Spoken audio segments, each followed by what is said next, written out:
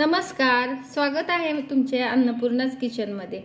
आज आपण बघणार आहोत झणझणीत अशी बटाट्याची चटणी आणि त्याच्यासोबत टम्म फुगलेली अशी पुरी। तर त्याच्यासाठी लागणारे साहित्य उकडलेला बटाटा हा उकडून घेतलेला आहे, त्याच्यानंतर हिरवी मिरची, आलं आणि लसूण, कढीपत्ता, कांदा। नेहमी बटाट्याची चटणी करण्यासाठी आपल्याला असा उभा कांदा चिरून घ्यायचा आहे, त्याच्यानंतर कोथिंबीर, जिरी, मोहरी, हळद आणि तेल।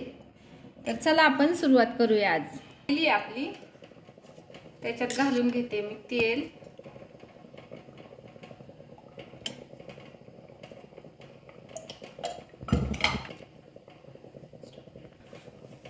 मोहरी,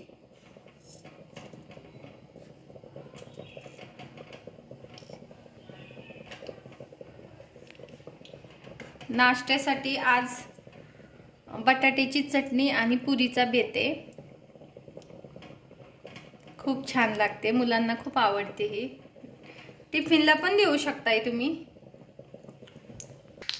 मोहरी छान तडतडली आहे, आता आपण याच्यात घालून घेणार आहोत जिरे। जिरे पण छान तडतडले की कढीपत्ता,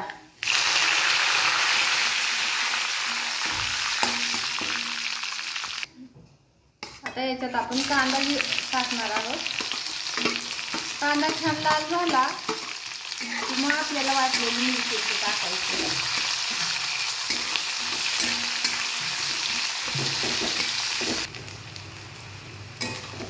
हे बघा, कांदा आता लाल झालेला आहे बऱ्यापैकी। ह्याच्यात मगाशी जी आपण घेतली होती मिरची, आलं आणि लसूण ते वाटून घेतलेले ते टाकायचे याच्यात।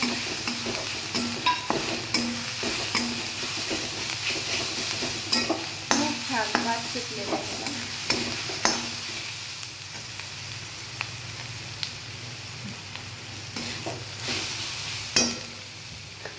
आता आपण मीठ घालून घेऊया याच्यात।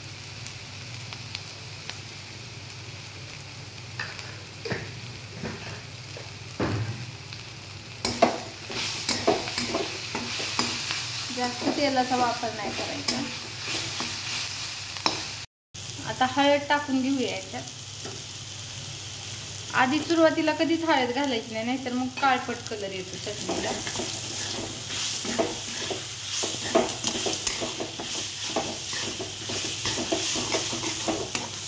बघा, आता ह्याच्यात आपल्याला जो मगाशी उकडून घेतलेला बटाटा होता त्याची क्यूब्स केले।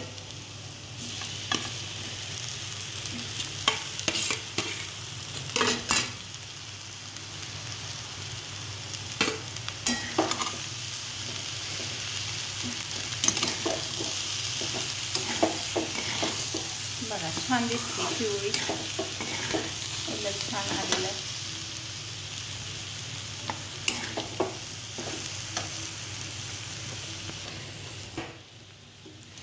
आता चटणी आपली तयार आहे। आणि नेहमी एक टीप ध्यानात ठेवायची की चटणी करताना जास्त अशी तिला हलवायची नाही, अलगद हाताने तिला हलवायची।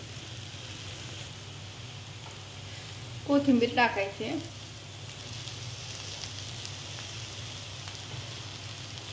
झाली चटणी आपली रेडी। त्याच्यासोबत आपल्याला मस्त अशा टम्म फुगलेल्या पुऱ्या करायच्या।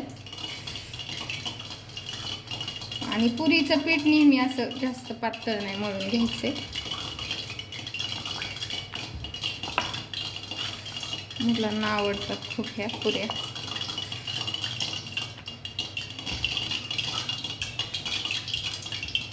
लाटून झालेली आहे, तेल तापले का बघू आपण।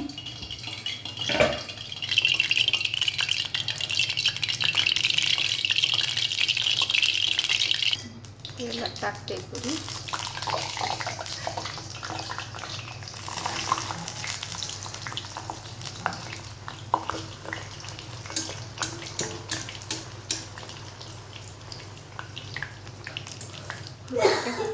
पुरी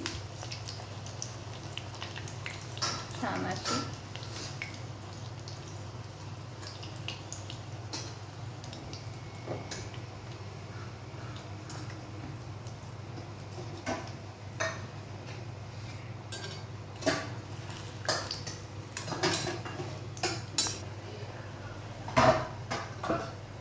गोल्डन ब्राऊन झाली पाहिजे अशी, जास्त पण लाल नाही होऊन द्यायची.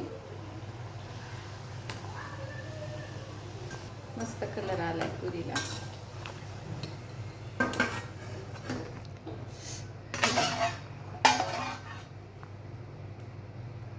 चला तर मग पुऱ्या मी लाटून घेते आणि मग दाखवते.